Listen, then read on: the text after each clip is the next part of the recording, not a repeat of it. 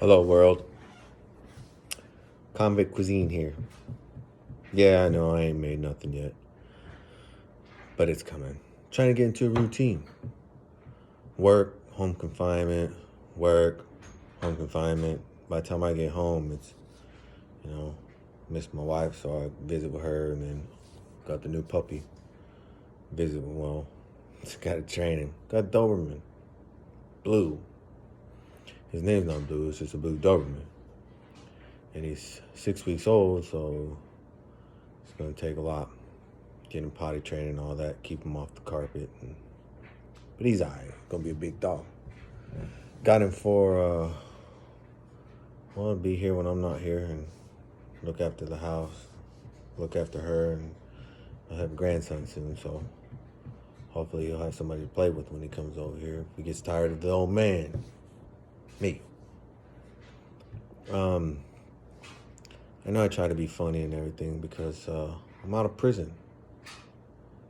And I did enough sad and disappointed and lonely and all the negative stuff in prison. I wanted to leave it there. And I did. I left a lot of it there.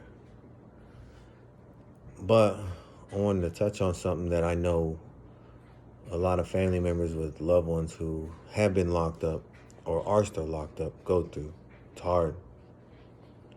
And a lot of the guys say, oh, it's hard for me. I'm locked up. I miss my family. Oh, I miss this, that, and the other.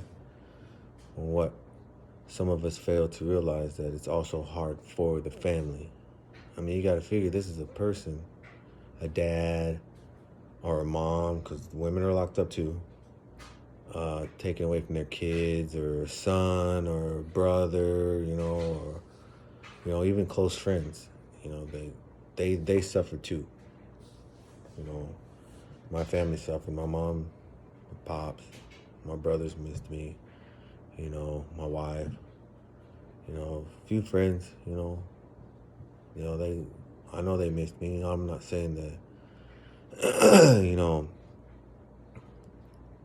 it's just, I know it's hard for them. I know it was hard for them. It's just always two different sides. On that side of the fence, we miss everybody and it sucks being in prison. On this side of the fence, the family misses us because we're a person not there for one to help, or just be that extra person in the family that people can turn to, whether it be to talk or just visit or whatever, And then there's kids. I know you guys hear me talk about my kids.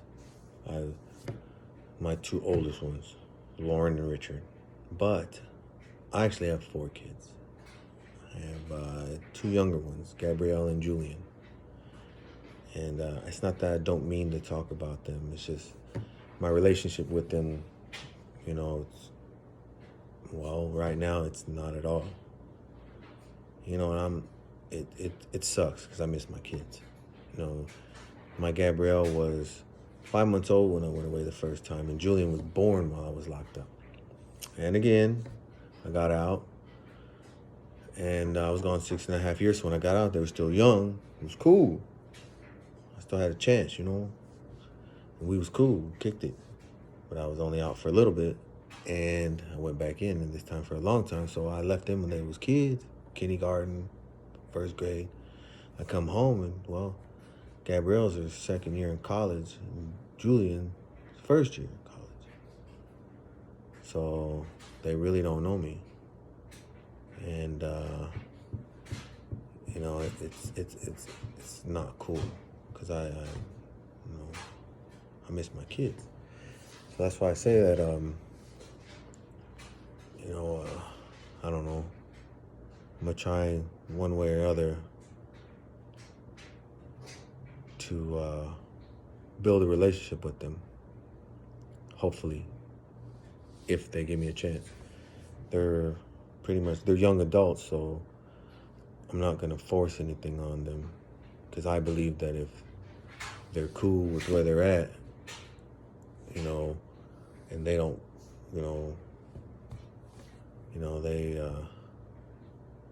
it's not, if they're cool where they're at, and then, here I come in and I'm just like, hey, whoa, I don't want to make any. I don't want to force myself on anybody. That's what I'm trying to say.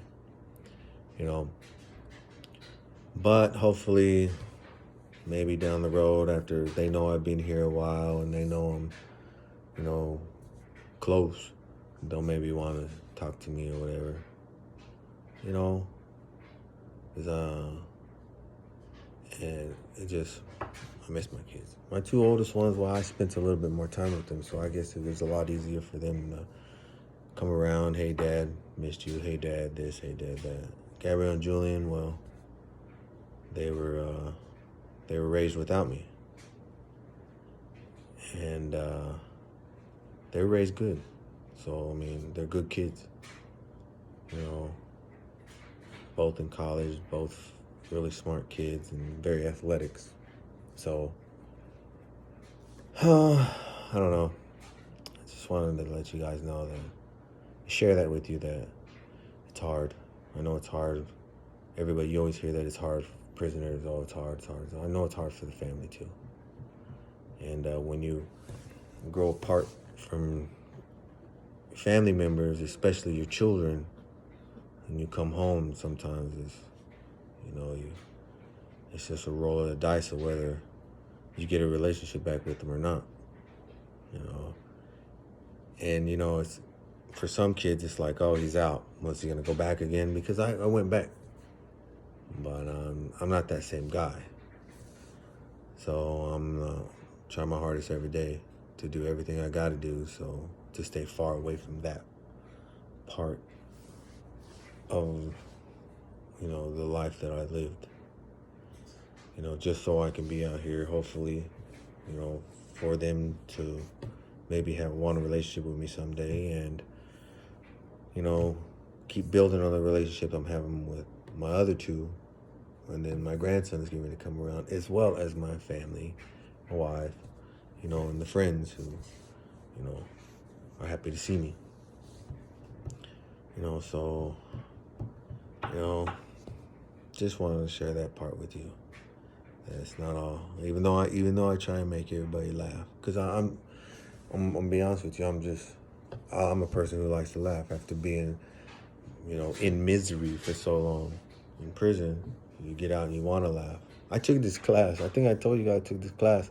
I'm taking this class that they're making me do after being out. There's a part in this book that tells you, what are you angry about, this, that? Are you angry because of this? Are you angry because of that? And no. So the lady teaching the class asked me, hey, what's this no? And I told her, I said, man, I did a lot of time in prison. I'm out. I ain't mad at nothing. And I'm not mad. There's a few things I would like to change. Like one of them, getting to know my youngest two kids, but, I guess take it one day at a time and see what happens. But if they don't ever want to know me or want to see who I am, I can never be mad at them. My door will always be open for my kids. I'll die for my kids. Whether they want to talk to me or not, I'll die for them. I mean, if they were to show up right now and not say nothing, just say, hey, Dad, I want to see you, I would open the door. There's no asking why. Why didn't you want to talk to me? Why did you want, what took you so long? There's none of that. Because, they have their own reasons. They're young adults, and they have their own reasons. And for real, I would just be happy that they would want to show up to see me.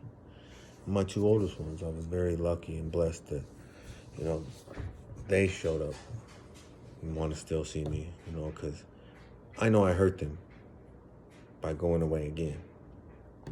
And my youngest ones, I don't know if I hurt them or not. What it is they just don't know me. I'm gone so long, they just don't know me,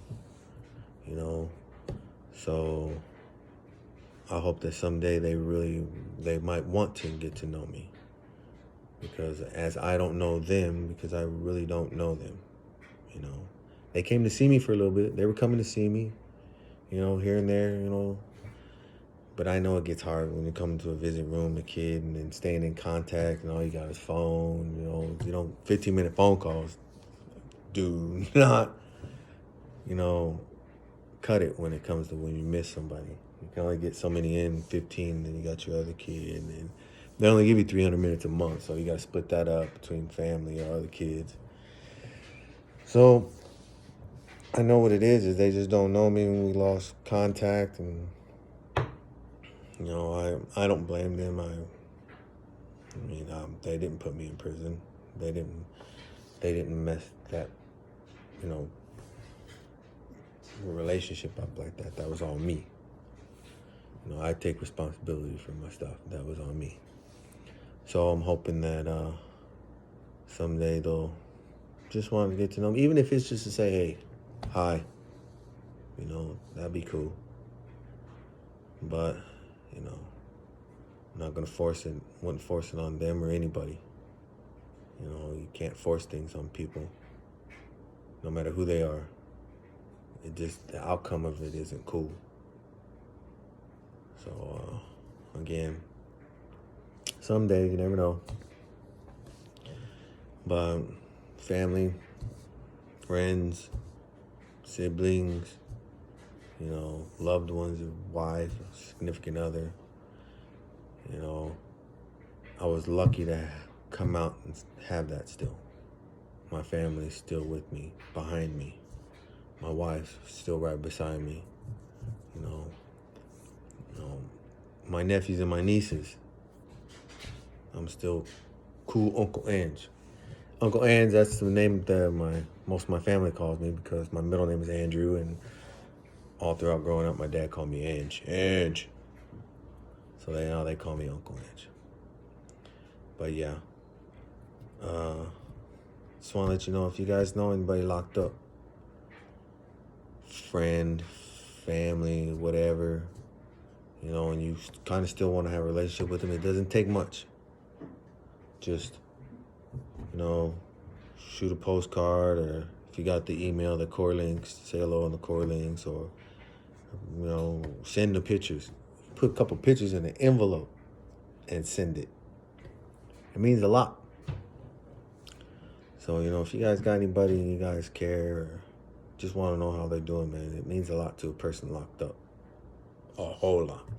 And you don't have to always send money, just to say hello. Because, to be honest with you, a hi, how you doing from somebody is worth way more than any amount of money you would send. So, just say hello. Or even if it's a parent or something, give that parent a chance of, you want. Nothing's forceful, Because remember, when you're locked up, you think a lot. A whole lot. Sometimes your mind is your worst enemy. But your mind also helps you stay grounded and sane, because you can go crazy in there. So, again, anybody locked up, holla at them. Say hello. Or even out here, if you just miss somebody, man, don't hesitate to say hello. They got so many outlets now. All this social media stuff or whatever. Just say hello to them.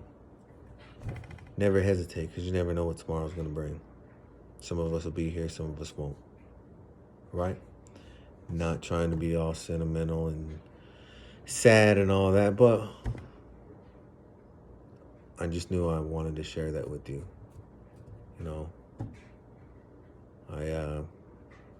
Prison life sucked, and I missed my family. And now that I'm home, I appreciate my family. I appreciate that I get to call them. I appreciate that I get to talk to them and see them and do things with them.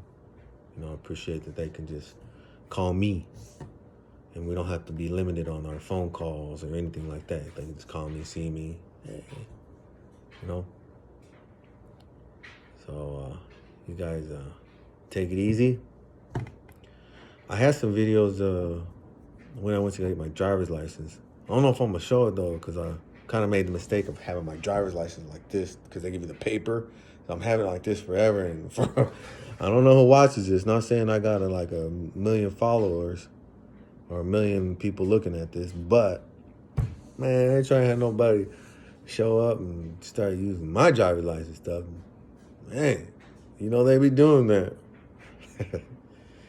So I might put a little bit in there. And then wifey took me to the Golden Arches, you know, because I couldn't really go that far. So, but I passed. I did pass my test. That was cool. Then I got some videos of work, first week of work. You know, I want you guys to see that too. My reaction when I got my first paycheck. Wicka, wicka. You know it. All right. You guys take it easy. I'll get back to you here in probably this weekend. Or probably this week. Tomorrow, Thursday. Got the dog, so just been trying not to get the dude to poop on the carpet, you know what I'm saying? Pee on the floor. It's good. So far. All right? You guys take it easy. All right? Sorry about trying to be too serious with you guys. I just want to make the world laugh. Okay? I want to make you laugh so hard you